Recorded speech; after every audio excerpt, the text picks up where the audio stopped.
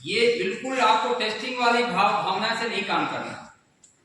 आप जानते हैं कि जब मैं आपके पास आया हूं तो आप भी मुझे देख के थोड़ा असहज हो रहे होंगे, या आपके जो नए टीचर होंगे यहाँ जब आपका ट्रेनिंग दे रहे होंगे तो पहले आधा घंटा 1 घंटा आपको असहज महसूस हो रहा होगा।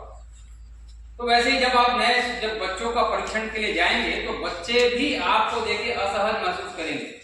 ये तो अच्छी बात है क्योंकि आप इस परिवेश के हैं, बच्चों को समझते हैं, इनकी स्थितियों को जानते हैं, तो आपके साथ बच्चे बहुत जल्दी सहज हो जाएंगे, ये मैं उम्मीद करता हूं। तो बच्चों के साथ आपको जब परीक्षण लेना, हमारा उद्देश्य ये नहीं कि बच्चों को पास या फेल करना, ये उद्देश्य है नहीं। कारण ये इसका उद्देश्य क्या है, परीक्षा क्यों आयोजित कर रही है? इसका उद्देश्य ये है कि किसी पर कार्रवाई का उद्देश्य नहीं है। ये उद्देश्य, इस परीक्षण का उद्देश्य है कि हम बेहतर रूप से अपने आप को पहचान पाए, या हमारे लिए शिक्षा में क्या नया नवाचार किया जा रहा है, या कहां से लूप होल्स रह जा रहा है, या कहां कमियां रह जा रही है।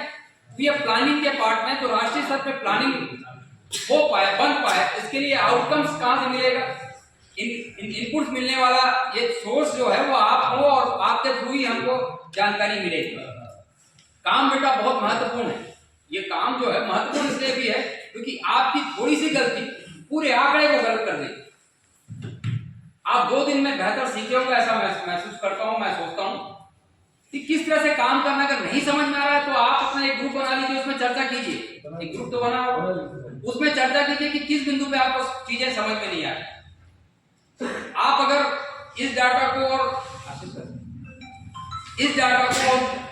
आप बच्चा पूरा सही करता है और कहीं आपका क्वेश्चन बुकलेट और आपका होमवर्क शीट में सेटअप पर गलती कर देते हैं तो बच्चे का पूरा कॉपी नहीं चेक हो पाएगा।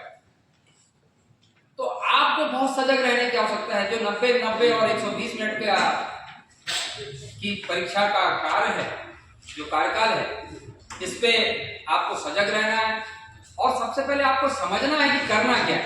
जब वहां आज तो आपको समझाने के लिए लोग बैठे हुए हैं, उस समय 78 लोगों में कितने लोग सर से बात कर पाएंगे, वो दिक्कत होगी। तत्काल सर किसी को अटेंड भी नहीं कर पाएंगे। छोटी छोटी चीजें आज आप जाने से पहले सीखिए, हर छोटी छोटी चीज, क्योंकि वहां जाएंगे तो आप ही वहां के सर करता धरता रहेंगे, कोई दूसरा बताने वाला नहीं रहेगा। उस दौरान आप सोचेंगे कि मैं ये कैसे करते हैं, वो कैसे करते हैं, तो ये चीजें नहीं हो पाएंगी। अभी तक आप केवल परीक्षा देते थे, लेकिन आप परीक्षा की भूमिका में रहेंगे तो क्या नियम है, क्या कानून है, किस तरह से आपको परीक्षा आयोजित करनी है, किस तरह से सैंपल लेना है, कैसे सैंपल इंटरवल होता है, ये सारी चीजें जानकारी होनी चाहिए। ठीक है, निकाले तो होंगे अभी। यदि हम जाते हैं सबसे पहले विद्यालय में जाते हैं और जहां 4 सेक्शन है या 3 सेक्शन है, तो सबसे पहले हम क्या करेंगे, पहले किसका सिलेक्शन करेंगे, सेक्शन का सिलेक्शन करेंगे। सेक्शन सिलेक्शन कैसे करेंगे, पिन कोड को क्या कर देंगे, पिन कोड को जोड़ के क्या बना लेंगे, निशान बना लेंगे। यहाँ का पिन कोड क्या है, एक का बताए क्या है, 4943। आप बताओ बेटा, आपके पीछे यहाँ सर सुकमा का पिन कोड 494111 है। 494 111 हाँ, 20 कितना होगा, कैसे बीजान 100 हुआ, 2 हुआ ना। फिर कैसे सेलेक्ट करेंगे, 3 मार्क्स सेक्शन है, A B C, कैसे करेंगे, A से B में पहला और B से C में दूसरा। तो मेरा सिलेक्शन जो सिलेक्शन होगा, कौन सा सेक्शन को सेलेक्ट करेंगे, C मेरा सेलेक्ट होगा, तो पहला सेलेक्ट हुआ।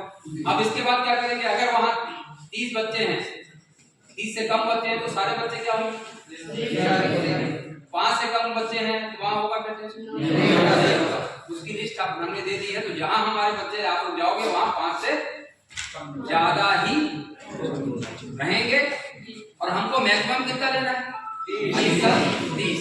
अगर मान लीजिए 60 बच्चे हैं तो क्या किया जाएगा, एक जो सेक्शन है सेक्शन सी में, मान लीजिए आपके पास 60 बच्चे, तो क्या किया जाएगा, क्या करेंगे, सबसे पहले क्या निकालेंगे, सैंपल इंटरवल, एक इंटरवल निकालेंगे ना, कैसे करेंगे? 60 से भाग देंगे, कितना आया? 2 आया। अब हम कैसे करेंगे? मान लो 60 है तो पहला कौन रहेगा? बस सेलेक्ट कर, नंबर 1 को सेलेक्ट कर देंगे, किसको सेलेक्ट करेंगे? 2 को सेलेक्ट करेंगे, क्योंकि हमारा बीजान 2 था, तो पहला बच्चा कौन रहेगा? दूसरा नंबर वाला रहेगा। फिर क्या करेंगे? उसमें 2 में 2 जोड़ देंगे, 4। फिर 4 में फिर 2 जोड़ेंगे, फिर 6 में 2 जोड़ेंगे। अच्छा, मान लो 8वां लड़का अनुपस्थित होगा तो क्या होगा? 8 अगर 10 कैसे? नहीं, अगर 8वां नंबर अनुपस्थित है तो कैसा? मान लो ठीक है, 10 तो हो रहा है, लेकिन 8वां नंबर अनुपस्थित है,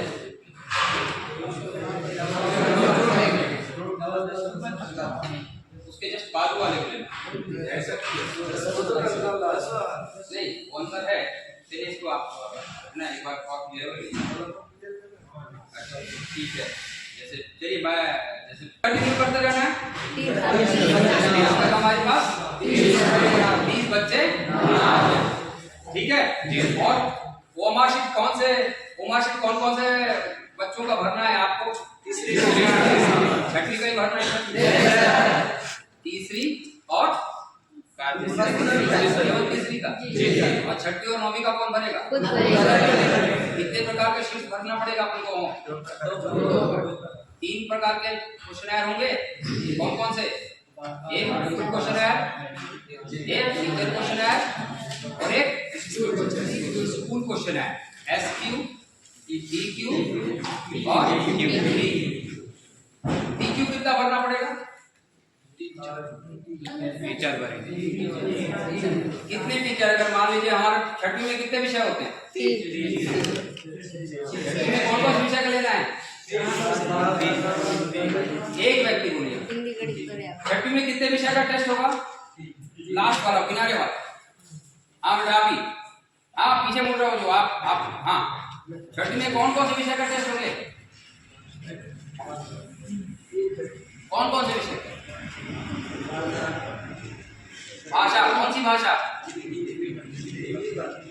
हिंदी भाषा। और हाँ, गणित की। और सामाजिक तो क्या नाम बोल दिया? वर्ल्ड अराउंड अस या आसपास की दुनिया।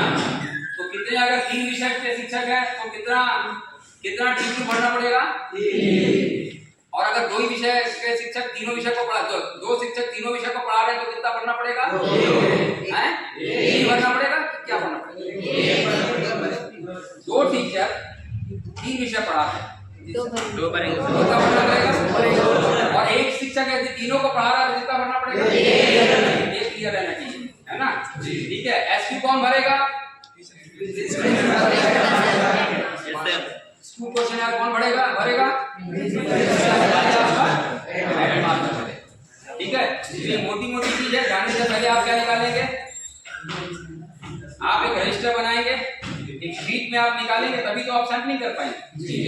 तो सैंपलिंग बहुत अच्छे से कीजिएगा, गलतियां नहीं होनी चाहिए। ओमार शीट को जब तीसरी की आप जब भरेंगे, यदि कहीं 2 जगह गोला लगा देंगे, भूल से सोचेंगे कि मैं सफेदा लगा दूंगा, तो वो आपका रिजेक्ट हो जाएगा, ये मान के चलिए। आप जब भरेंगे, आपका काम होगा ओमार शीट को भरना तीसरी में, तो ये ध्यान बिल्कुल रखिएगा कि ओमार शीट में कहीं भी 2 डबल नहीं होना चाहिए, तो उत्तर नहीं माना जाएगा। बच्चा तो केवल क्वेश्चन पेपर में टिक करेगा, आपको उतारना रहेगा। तो बच्चों को जब जाएंगे तो स्पष्ट निर्देश दीजिएगा। हालांकि बहुत स्तर पे बार-बार काम करवाया जा रहा है, बार-बार प्रैक्टिस करवाया जा रहा है, तो इस बार वो गलतियां मेरे ख्याल से नहीं होंगी। लेकिन जब आपको काम तीसरी का तो आपको भरना है, आप जब भरेंगे तो निश्चित याद रखिएगा कि आपके तरफ से भी गलतियां ना हो। दूसरी बात कि जब हम स्कूल में जाएंगे, क्योंकि आप स्कूल में जाएंगे तो वहाँ के शिक्षक से बेहतर समन्वय बनाएंगे, हेडमास्टर से बेहतर समन्वय बनाएंगे, ये अपेक्षाएं हैं। क्योंकि आप भी बच्चे हैं, आप भी समझते हैं, तो समन्वय से काम होना है, समन्वय से काम करना है, ठीक है। और एक बेहतर परिणाम की ओर हमको क्षेत्र को ले जाना है। परिणाम कैसे? आपका दायित्व जो आप करेंगे, हमारा दायित्व हम करेंगे, तभी हम बेहतर परिणाम कर सकते हैं। आपका दायित्व है परीक्षा का बेहतर आयोजन करना। आप जब बेहतर आयोजन करवाएंगे तो निश्चित रूप से जिसकी जिसकी जो जो भूमिका है वो सारी चीजें होंगी और हम बेहतर परिणाम प्राप्त करेंगे। ठीक है, और कुछ अगर आपको डाउट्स है तो आप पूछिए, है ना, नहीं तो मैं आपको एक बार पुनः शुभकामनाएं देते हुए कि बेहतर हम परिणाम लाएंगे, मैं अपने ग्रामीण को विराम देता हूँ।